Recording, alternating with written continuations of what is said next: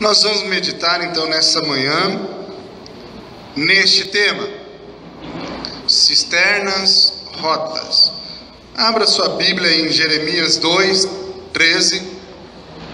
Nós faremos a leitura conforme também será proposto aqui no painel. Jeremias capítulo 2, versículo 13. Todos acharam? Porque dois males cometeu o meu povo: a mim me deixaram o manancial de águas vivas, e cavaram cisternas rotas que não retêm água. Vamos orar mais uma vez. Deus, nós estamos diante da sua palavra e nós queremos te pedir que o Senhor venha falar aos nossos corações. Em nome de Jesus, obrigado por tudo que já aconteceu, pela IBD, pela palavra do Senhor que foi anunciada através dos professores e também da palavra cantada através dos hinos, ó Deus. Seja conosco neste momento, em nome de Jesus. Amém? Amém.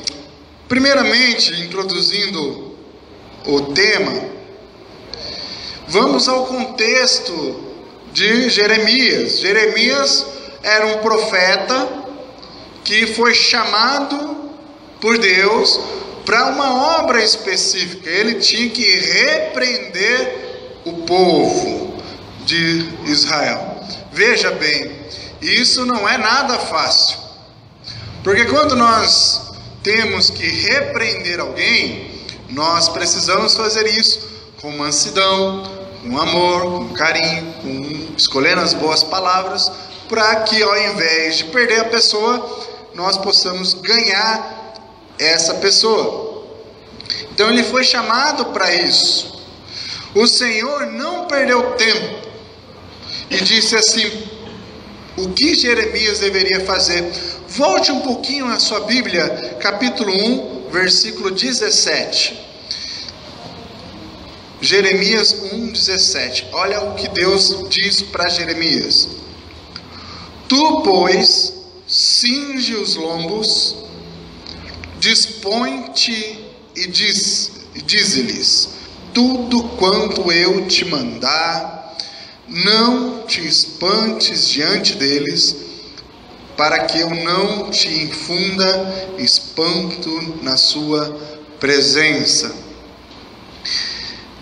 Essa é uma versão um pouco mais difícil de compreender. Talvez a sua versão bíblica aí esteja um pouco mais fácil. Mas vamos prestar atenção aqui em algumas expressões. Como por exemplo, cinge os lombos, dispõe-te. Essa expressão me chamou muita atenção justamente nessa versão. Em outra tradução está assim: prepara-te, levanta-te, cinge os lombos, né? Se prepara, é como se estivesse preparando para a guerra. Já viu o galinho de briga, né? Tem um galinho chamado Zezinho, já viram falar? Não tem? Um galinho pequenininho assim, ele pega e estica o peito assim, né? E vai para a briga, né? Aquele galinho lá, ele é bravo. Então, Deus está falando: Jeremias, se prepare, levanta-te, dispõe-te.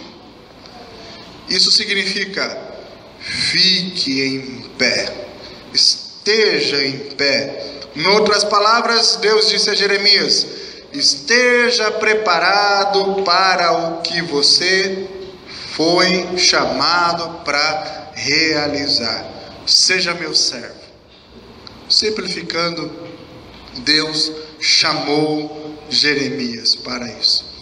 A mensagem é clara. Dois males foram apontados pelo Senhor. Primeiro, o povo de Israel abandonou a mim. Fizeram o que era mal aos olhos de Deus, queimaram incenso a deuses estranhos e adoraram as obras de suas próprias mãos, diz o capítulo 1, versículo 16. O meu povo me trocou por aquilo que é imprestável. Capítulo 2, versículo 11. E olha só o que o povo então fez com Deus. Trocou, abandonou, escolheu o pior. E a segunda acusação é essa. Deus usa uma ilustração. Deus usa então aqui essa ilustração para ensinar algo ao povo. Eles construíram cisternas, mas essas cisternas eram rotas. Pastor, o que é isso? O que é uma cisterna rota? Cisterna rota é uma cisterna que não guarda água, né? Cisterna serve para reter água, para guardar água. E ela então não funciona. Ela vazava, não tinha função útil para o povo. Era assim que Deus estava comparando a busca do povo por um Deus que não existia, por deuses que não existiam. Vocês estão buscando um Deus que não funciona. Vocês trocaram a fonte de água viva por uma cisterna furada. Mais ou menos isso. Vocês trocaram a fonte de água viva por algo imprestável, por algo que não funciona. Eles desprezaram o manancial, a fonte de água viva. Como eu disse, a função das cisternas é de reter água. Israel então errou tremendamente, pois preferiram construir suas próprias cisternas. Mas Deus diz que são cisternas rotas, ou seja, são aquelas que não cumprem o seu papel corretamente. Elas estão quebradas, ou que vão se quebrar. Se aquelas que são aquelas que estão vazando, que não retêm água, desprezaram o que é bom, algo que era suficiente por algo que era imprestável. Infelizmente, nós temos pessoas no nosso convívio que, da mesma maneira como fez o povo de Israel, estão fazendo. Estão trocando a fonte de água viva por algo que é falso, que não é verdadeiro. Pensando nisso, fica impossível não se lembrar do diálogo que Jesus teve com uma mulher samaritana. Vocês lembram dessa passagem? Provavelmente. Veja o texto. Era por volta do meio-dia, quando chegou a Sicar, cidade de Samaria. Lá havia um poço, e Jesus se sentou junto ao poço. E em seguida chegou uma mulher, e Jesus lhe pede água. Ela fica surpresa, pois os judeus eles não se davam bem com os samaritanos. Então Jesus lhe respondeu: se você conhecesse o dom de Deus e quem lhe está pedindo água, você lhe teria pedido e ele lhe teria dado água viva.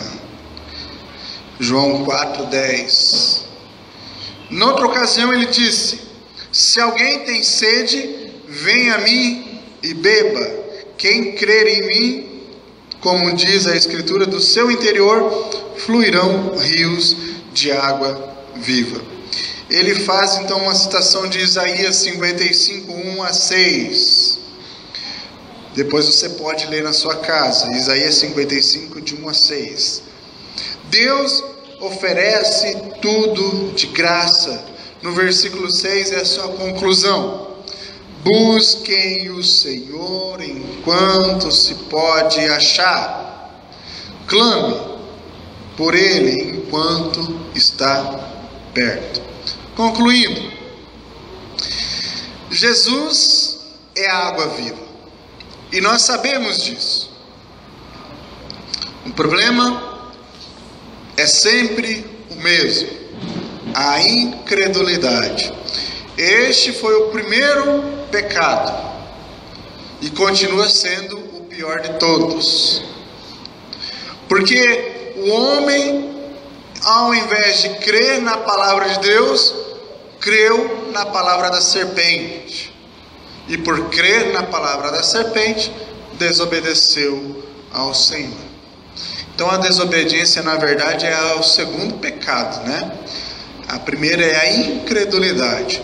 E a única coisa que não há perdão é a incredulidade, que é a blasfêmia contra o Espírito Santo. Então a incredulidade continua sendo o pior, ou a gente pode ilustrar assim, a pior de todas as doenças para o ser humano. Por isso, a cura é fácil, é gratuita.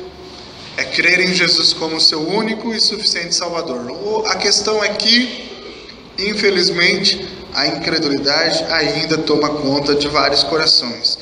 E eles estão como essa cisterna.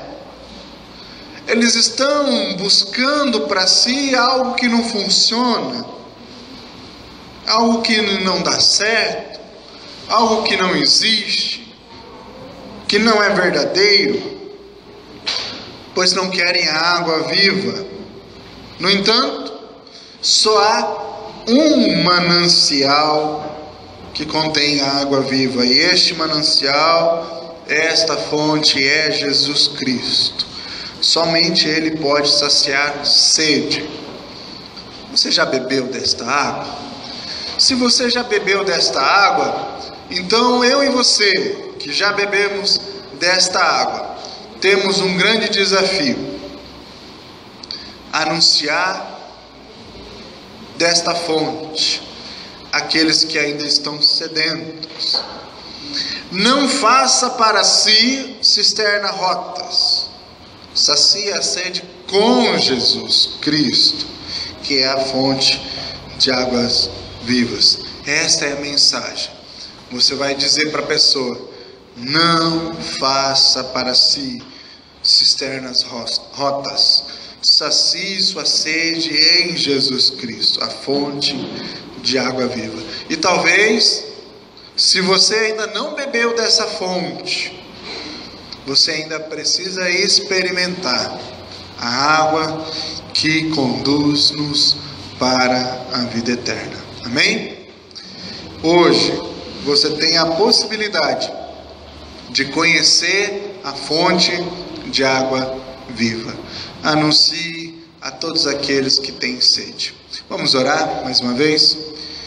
Deus, nós queremos te agradecer por essa manhã tão preciosa que o Senhor nos concedeste. Queremos, ó Deus, agradecer ao Senhor por todo o bem, o favor, a graça, a misericórdia que é derramada sobre as nossas vidas. Obrigado, Deus, por essa ilustração que o Senhor usou com o profeta Jeremias, se referindo ao povo de Israel, porque ela também nos serve para analisarmos se a nossa busca está sendo em outras fontes, se estamos bebendo daquilo que não sacia a nossa sede. Que possamos nos vigiar e avaliar se este é o nosso caso. Pai, nos ajude a anunciar essa fonte da água viva para todos aqueles que ainda estão sedentos da verdade. Deus, nos dê uma tarde gostosa, uma tarde preciosa com os nossos familiares e onde quer que estejamos, ó Deus. E conduz-nos, ó Deus, hoje à noite, para continuarmos em adoração ao Teu santo nome. Esta é a oração que eu faço, em nome de Jesus. Amém?